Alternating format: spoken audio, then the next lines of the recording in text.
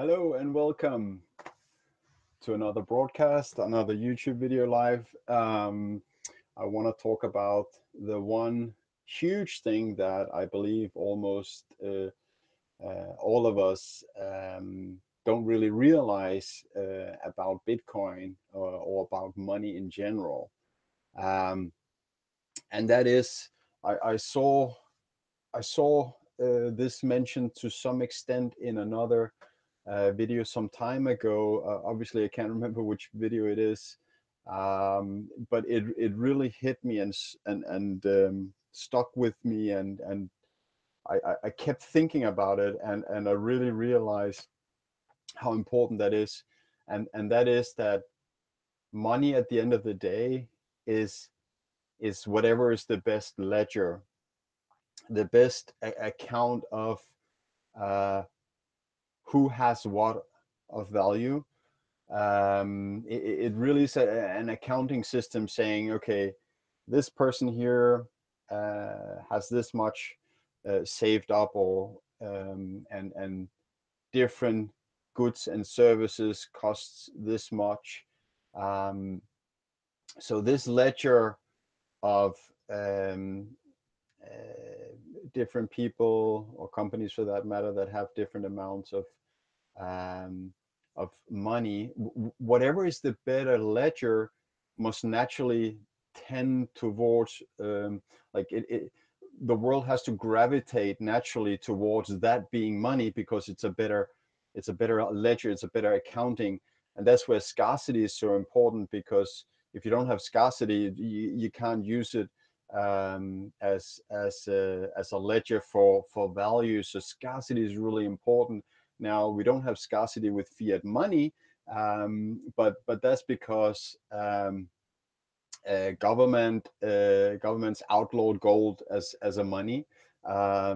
It became illegal in the United States back in the 1930s, where you were no longer allowed to possess gold or gold certificates. It all had to be turned over to government. Of course, not everyone did that. Um, and you had fiat currency instead. Um, and this way, by force, against people's will, of course, you can introduce and enforce a money that is not scarce, which is not a natural money. A natural money is a money that is a good ledger, a good account of who has what in value. And this is the reason that um, uh, long time ago, 1,000 years ago, I remember Andreas Antonopoulos mentioned this, that there is proof that these seashells were used as money in cultures way back. Those seashells could not be used for anything else but the fact that they were scarce. They maybe were beautiful or pretty, um, but they were scarce. And when you have something that is scarce, the value of it in itself is the fact that it is scarce, and you can start say, okay, this thing cost one seashell or half a seashell or whatever.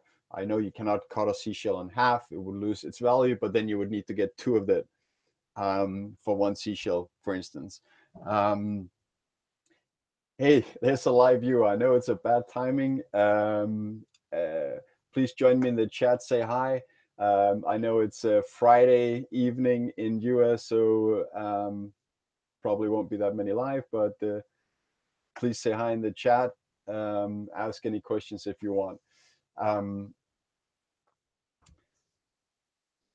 um, Okay, so seashells were a fantastic, or was used as money because it was scarce. It made it the best ledger around at that time. Then gold was started being used as a money, as a store value and money. Um, I think that was around 10,000 years ago when gold was discovered. So the great thing about gold at the time, or still is the fact that it is scarce. So um, so it's predictable how the inflation is. The actual inflation of gold is around 1%, because they can still mine it, and 1% extra volume is mined every year at the moment. But that serves as a great ledger, and it's my belief that um, and conviction that gold served as money because it was scarce, it was divisible, you could use it as a unit of account, um, and also as a store of value. It was good as a store of value because it didn't deteriorate. Um, and the only reason that today it's only used as a store of value but not as money, is because governments banned using gold as money, and then also um, I presume for small amounts. I mean, it would be hard to pay exact amounts if you go to the supermarket and you need to pay $37 or whatever, or 37 euro or whatever, and have that exact amount in gold. Not so practical. However, it was a good unit of account, not as good as Bitcoin, of course, where you can be super precise. Each Bitcoin can be divided by 21 million, sorry, there's 21 million Bitcoins, and each of them can be divided by 100 million Satoshis, which on side chains can be subdivided further indefinitely on side chains. Now, which is possible now with SegWit, that technology is being developed. My point is, yes, Bitcoin may not be supported by governments, but it is the best ledger out there. It is scarce. It has 100% cap to 21 million units. So it is the best ledger in terms of um, what has what value. 1 hour of work, or one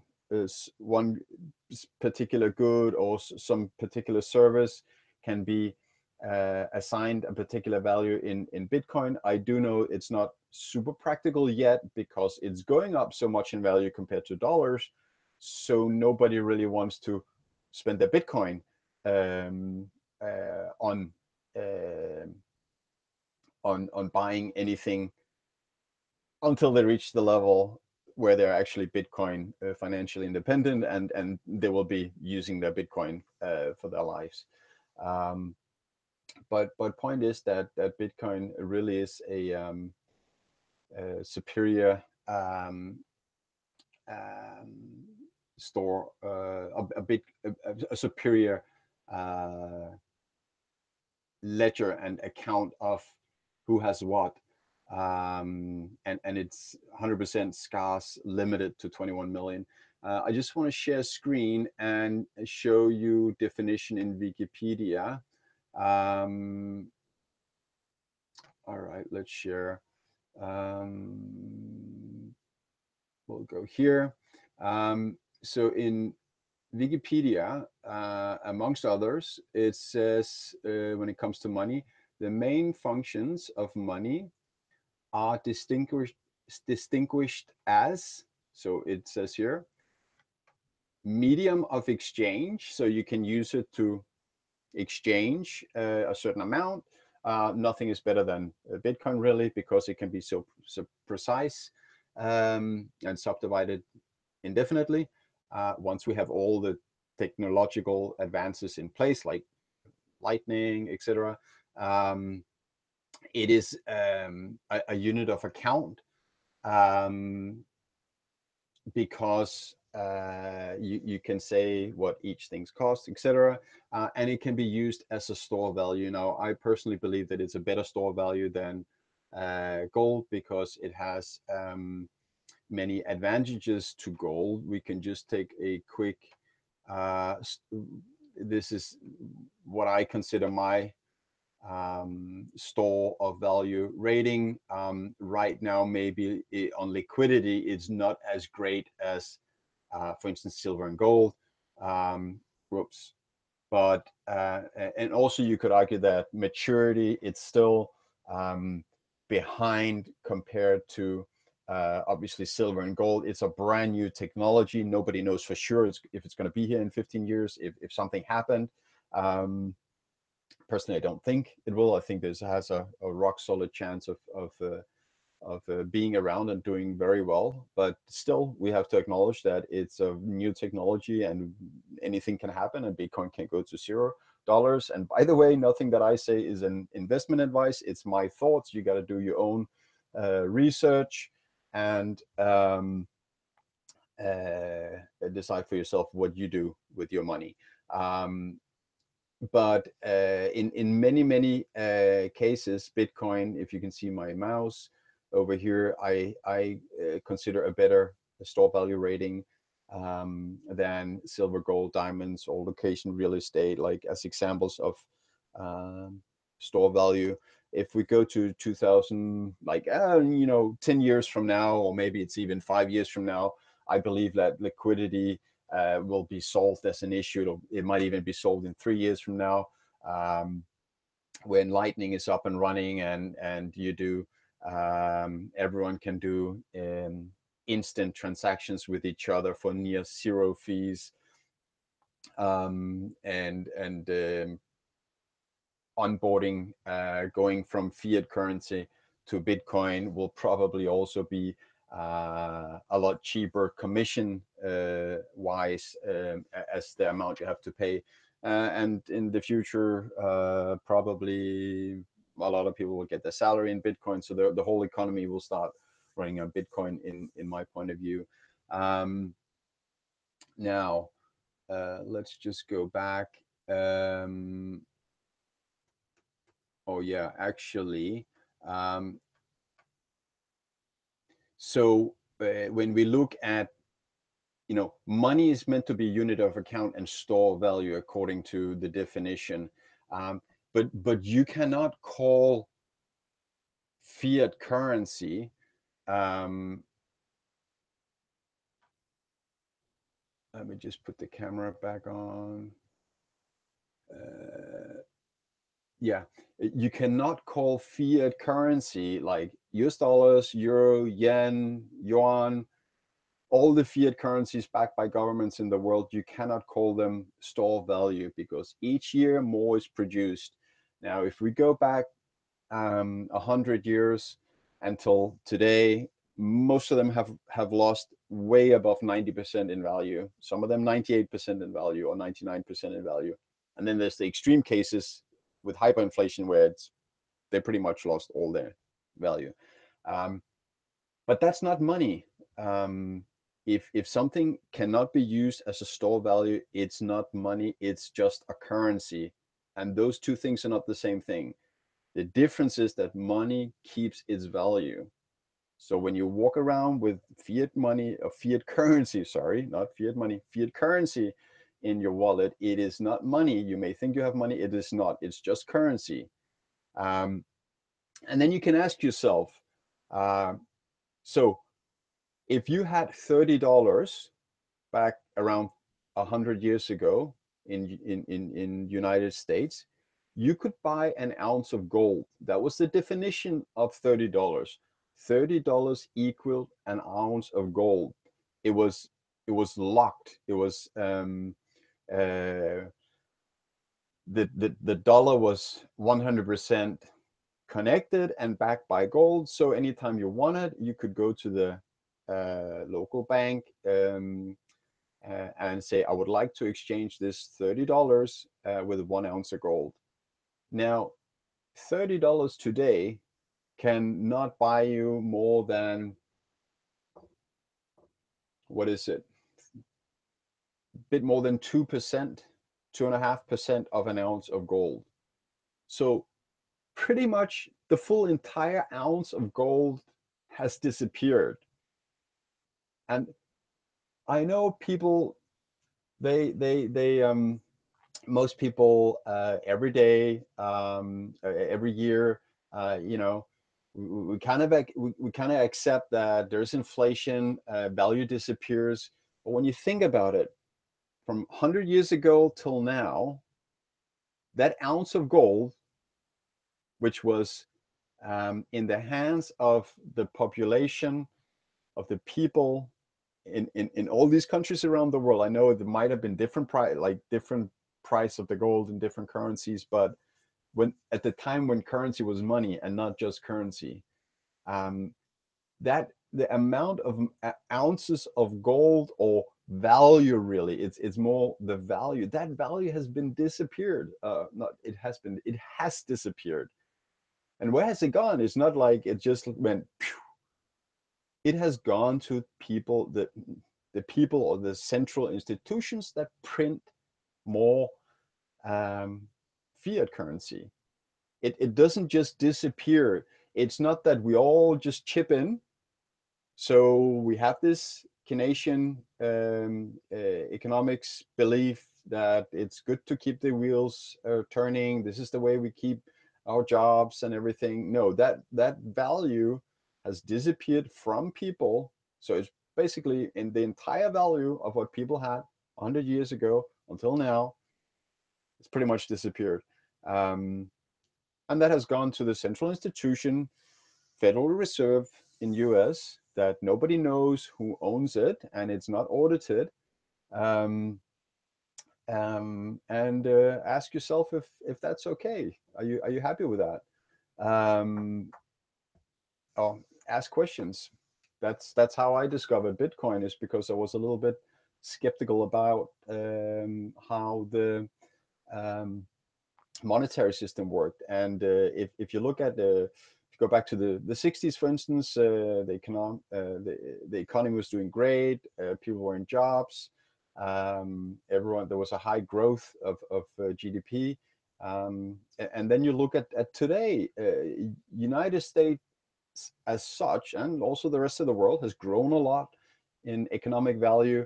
Um, but when you look at how big is the middle class and what's happening to poor people, it's not getting better. It's not getting better for people. I strongly believe that it's the way the monetary system, every single year when more money is printed, is taking value from normal people to the central institutions.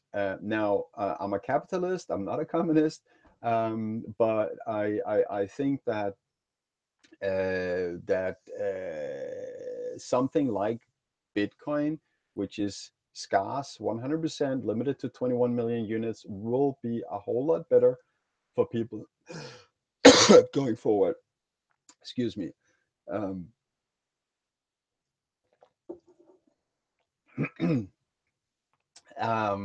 Now, it was meant to be a talk about, and that's how it started out this video.